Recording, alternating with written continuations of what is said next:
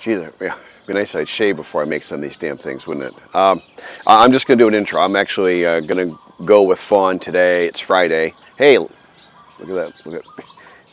I was about to say something. I just want to kind of capture this thought and this vibe a little bit. I was just talking with one of my best friends here in Thailand. One of the very few, very nice, level-headed, sane, sober, moral, prudent, reasonable,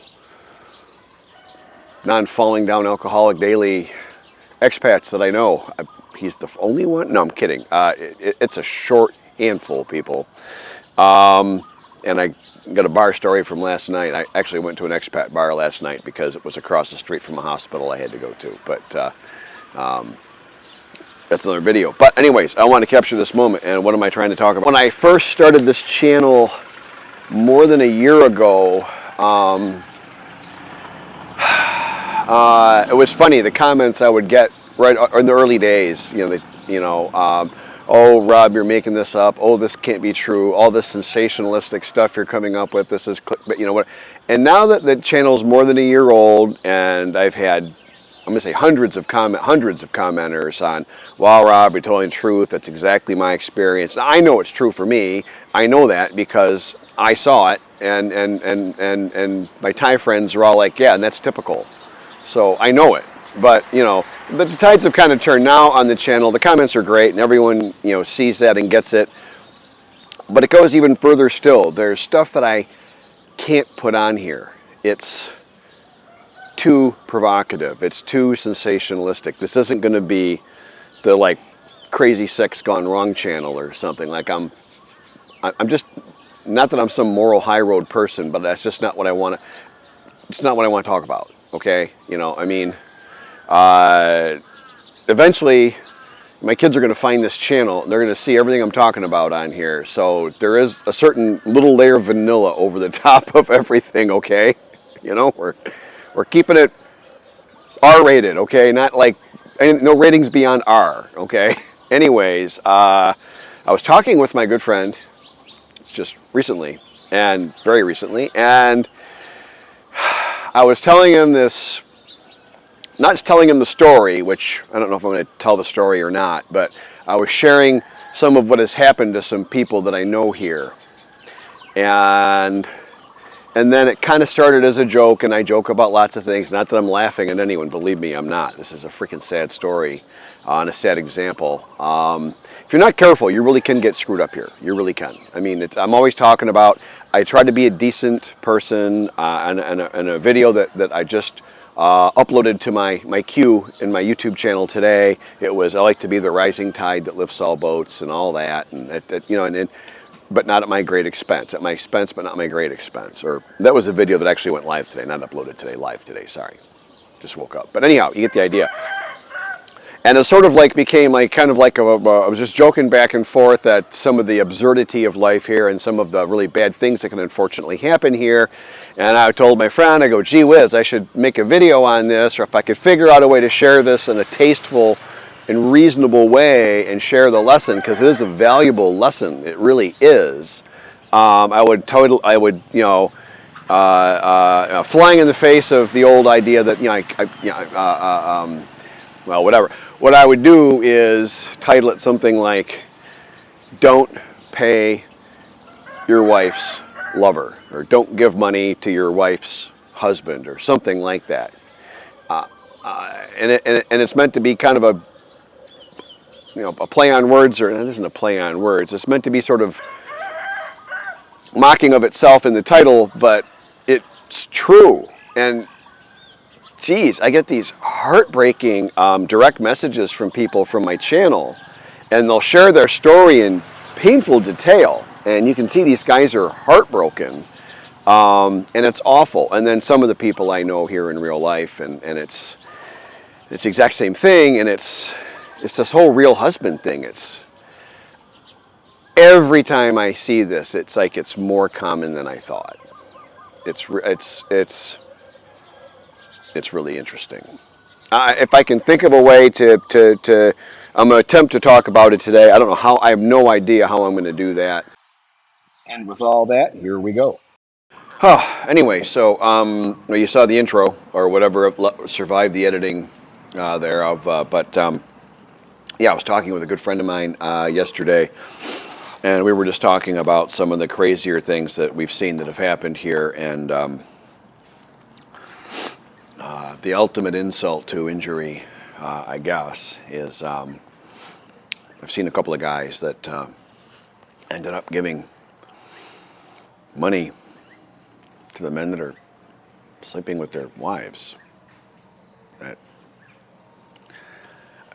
there, I just said it. It makes me super uneasy. Why would I talk about this? Well, it was such a crazy concept, and the example was, it came up yesterday, the example was, is I'm like, look, I go to my friend, I go, look, this is the reason why there's stuff on here I just can't talk about. I mean, how the heck am I supposed to talk about that? You know, and, but then it was like, but gee, wouldn't it make kind of a crazy title for a thumbnail, you know, like, you know, don't give, you know, money to your wife's husband or your wife's lover. Lover's too, that's too much, that's too provocative or lowbrow or something, but unseemly, indecorous. It's indecorous. There's the word. But yeah, I guess don't give money to your wife's husband. There you go. Jesus Christ! For crying out loud. I mean, can we just tone it down here a little bit? Yeah.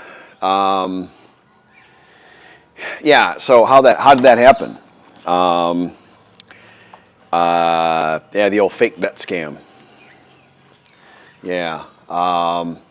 If gambling is a huge problem here, and we're kind of back to gambling, and I don't talk about it much because it's not a part of my life. I've never been I gamble in real life. I've gambled with small businesses, with stocks and investments, and you know, some of those work, some of those don't. Praise God, on average, I ended up way ahead, and I'm happy. But boy, I took my losses from time to time. You know, but gambling here is a big problem. Cards are illegal, by the way. Playing cards technically are illegal. You would not want to leave a deck of playing cards in plain view in your car and get stopped by the police. That might not go well for you, depending on where you are and everyone's mood that day. Having said that, I innocently brought 4 decks of playing cards through customs because I didn't know what they were. I thought they were chocolate. They're in these. In fact, I got the damn thing. I thought it was a box of chocolate. They have these gold boxes, like, you know, they put like their gold bullion or something with their chocolate. You know, that's what I thought it was, and that's actually gold playing cards. I'm going to give them to my friend William if I ever get to see him. Every time I'm in Colada, I've been so busy. I'm at the hospital doing all my stuff, which always, you know, which was fine. The service is great, but by the time you do all that, all you want to do is, you know, have some food and go home. You know, but anyways, it's a whole other thing. But no, they're illegal, and gambling. There's apparently it's got to be legal gambling or something because it's everywhere. Those lottery tickets, they have those big, wide, thin boxes, and you'll see people on their little motor scooters, and they've devised with every different way imaginable to transport these big, unwieldy boards that fold in half and close like a really thin, really wide, long briefcase. And they fold up into a big display board, and then people pick the tickets off there. And ties are into that, like if a license number on a car that just got registered, or you know, any number that comes into their life, they're thinking maybe, you know, the goodwill of the world in some way is giving them that number, and they'll play it. You know, or if you see a woman frantically or just assiduously, just driven in a driven manner, writing down number after number after number. Like I don't know how many numbers are in a lottery ticket. I think it's like 10 digits or something. It's a decent sized number. These numbers, you know, they're trying to kind of channel the winning number, if you will. Okay. If you see that, then that's all evidence of gambling. If you see people with those big boards and stuff, and you can kind of, and they can be quite aggressive. The lottery ticket people can be quite aggressive. I don't know why that is. They know they're selling. They've got to know they're selling death. I don't know if how hard they're being pushed by the men behind there who make the real money or not. But it's certainly, to me, it's an ugly business. It's unseemly. It's indecorous. But that's all legitimate gambling, and which is a huge problem here. But then for us, as the foreign guys here dating Thai women or marrying Thai women, as big a problem as the fake gambling debt, and that's an issue. Pardon me. And yeah, I mean, a woman will. So typically, the legitimate side of it is, of course, Thais get into quite a bit of debt on average. They're kind of, as a group, collectively, generally speaking, way broadly and way overstating things, but generally aren't super great at arithmetic and math in general. And really having a real solid fundamental understanding of debt and interest rates over time and how hard those things can be to pay off, and paying off principal versus interest. Those are generally, to me, in my opinion, in my experience, poorly understood concepts, particularly in the Isan region here in Thailand. And people prey on the Thais for that. And so the Thais end up with a lot of debt. You'll see a young guy or woman with a really nice car. And my first reaction was, oh, wow, that person's doing good for themselves. Good for them, And then it's like, they've borrowed an insane amount of money. They can never pay it back. They may lose, the vehicle may get taken from them at some point after they're broke. They've broken themselves financially attempting to pay for it. Or they'll just live a life of even worse poverty, which they already were in poverty by our definition typically beforehand, but now it's just a worse kind of poverty where they're really food insecure at this point, but they've got a shiny Mazda pickup truck. Some people are reckless and do that to themselves kind of, and some people get preyed upon. Anyway, so that's all the legit side of it, or some of those loans are good, and some of those loans, by the way, are private. And people will get you can get a private loan to pay off anything, I believe. So I think you can get a private. I know you can get these private. I don't know what to call them. It's like a gangster loan. I don't know what to call. I'll call it that. I don't have the vocabulary for this. I lived my life as a legitimate small businessman in the United States. I am way out of my depth on half this stuff. Okay, but these gangster type, loans, these illegal loans, still have binding paperwork, which boggles my mind. But this has been absolutely clearly explained to me by Davo, who has a close friend he's known for many years, who's actually involved at some level in that business. I don't know what level. I don't care. I didn't ask. I didn't want to know. And there's a limit to how much crap I want inside my head. I'm retired and I'm a happy guy, and I want to keep it that way. But anyways, these gangster type loans, they'll have binding paperwork, and if you don't go by the letter of the contract, they'll send the guy over, the leg breaker type guy, the ruffian, however you want to nicely try and say it, whitewash it there, and explain to the family how they're going to be paying that debt one way or the other. And that's where sometimes people, will end up, offering a daughter to go work at their massage parlor or their bar, and it all just gets uglier and uglier from there. You can see how that story kind of writes itself. You don't need me to walk you through that. I don't want to walk you through that anyways. Anyhow, but then, so that's all kind of how that all works. You got honest, real debt from people that really know what they're doing. You got this gangster type stuff that people don't know what they're doing, and because they're being preyed upon. And the contracts, I've known a handful of well-educated, university-educated Thais who work at a high level in business, who read the agreements supposedly carefully, and ended up having no real understanding of what the actual costs and the interest terms and how unpayable that loan was really going to be. Serious. And so they absolutely 100% get taken advantage of and preyed upon. I'm not trying to pander some false sympathy for the Thais and be like a fake nice guy. I'm telling you truly, it's ugly, okay? But then you got, so that's all how that works. And that creates this kind of weird, murky, smoky, hazy, very hard for us as a foreigner. Their culture is very impenetrable to us. The only way that I was able to ultimately ascertain Fawn's goodwill and intentions towards me was through some of my close Thai friends here. If I didn't have them, I still wouldn't know. I really wouldn't. I couldn't tell you. If you really look at this, and I think the majority out here, anyways, of expats live in what I would call a fool's paradise. That's a little mean. It's the best way I can say it. They just don't know. They have no idea. They don't know what they don't know. They have no idea of all the things they don't really know that are really going on around them. And sometimes it's okay. They end up lucky. The woman just needs a certain amount of money from them, and she's happy, and she's not going to really take further advantage of him. And then other ones, they end up really hurting. And sometimes, whatever. We've talked about that. But so this big murky, smoky environment, impenetrable culture, all that. Well, then you're dating a lady, or you marry a lady, or your worst case, you register your official marriage with the lady, and now you do have some accountability for the debt. They can come and claim a fake gambling debt, and the guy securing that debt will take payment from your Thai wife physically, by affection, payment by affection, I'll call it. I like that one. And thinking on my toes, thinking on my feet here this morning, people. But they'll still, in addition, they still want all the cash as well. Like if they've somehow come to an agreement that they're going to say it's a $600,000 debt, there never was any debt, or it was a 30,000 baht, 30,000 baht debt, and they'll claim it's a 600,000 baht debt, Hokkien baht. That's about 20 grand US off the top of my head, which is an awful lot of money here. Most Thais don't have that in the bank ever. Okay. Even with a big salary, they just would not have that level of savings. That's just not in the culture.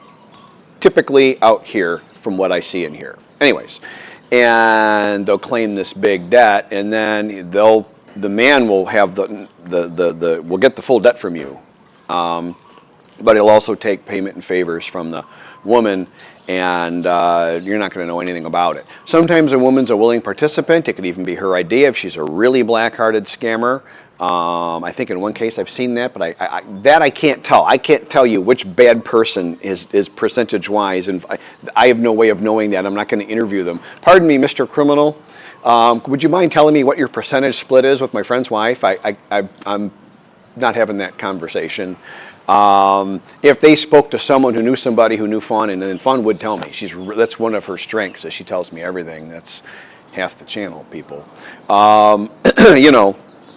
That'd be fine, but that hasn't happened yet. One day it probably will, and I'll tell you. But I suspect it varies wildly, and that's just ugly. It's just really ugly, and you'll never know.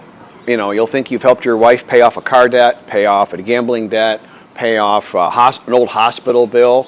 Unless you can read Thai at a high level, and you're good with the paperwork, and your lady claims to be showing paperwork, which most of the time they say they don't have it, right? Or almost all the time. That I do know. You have no idea. But I just want to caution everyone, because you would think you'd be safe in trying to help somebody, right? You'd think that it's okay to be a good person and do that, and you really have to be more careful than that here. And if you're going to help someone pay off a debt, I would say a debt in and of itself, huge red flag. Fawn ended up having a couple debts that were of moderate size, and I investigated them pretty carefully as to what they were, and I've dealt with it to a level that I'm happy with, and I'm confident that they're real, and mostly she's taking care of it. 90+% of it, she's just taking care of it on her own. I just support her the way I support her, as I've talked about on the channel in prior videos, and will continue to do so with the allowance and budget and such.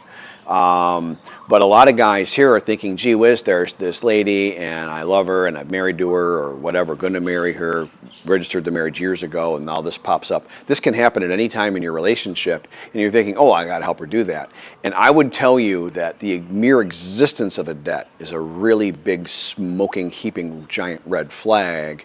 And then if there's any man behind that debt, and you see that, and this is going to sound super obvious and stupid to you, but it wasn't to everybody else when it happened to them, so bear with me. If there's a man you see behind that debt that comes around from time to time on any kind of regular basis, he may claim to be your friend and have a beer with you once in a while.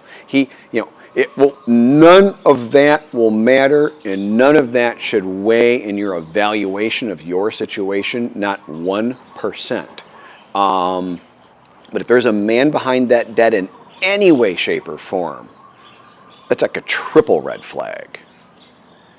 It means you likely have a real problem on your hands, pal. I would tell you that. You think, oh, there's a debt and there's a guy in it. Wrong. You know, a real debt will go through a bank, through papers and stuff. It won't be a guy coming around, and for God's sake, don't have the guy go hanging out with your wife. Don't. If he's hanging out with your wife and stuff, we're beyond red flags now. I don't have a. Your goose is cooked already. That's what that is. I may have to edit more of this video out. I don't know. I'm not sure I like this one, but it was sort of kind of a challenge to me. This whole thing came out. It was kind of a self-imposed challenge, bouncing all this off a really good friend of mine here in Thailand, and we were talking about it, and the whole thing was, gosh, some of the stuff is just so crazy. Anyhow, and then now this is at the other side of it. There's stuff that is super true, and I can't even include it, and I'm attempting to include it here, and I don't know what I'm going to do. So all right, that's that. We'll see how this survives editing, and maybe I'll redirect at the end here. But other than that, thanks. You can see another beautiful morning here in Thailand. Absolutely incredible. I'm going to have a great day, and I'm not going to loan anybody any money, and I'm not going to pay off any debts, and damn well not tolerating any guys hanging around fun. I've never been a jealous person like that, never worried about that, but this culture is different. Men have more social authority than women here. That's clear to me in my direct observation. You can't dispute that. And no one's leaning on her. It ain't happening. So I keep a close eye on everything. See ya. My name is Rob, and thank you for supporting my YouTube channel. I meant every word I just said with respect.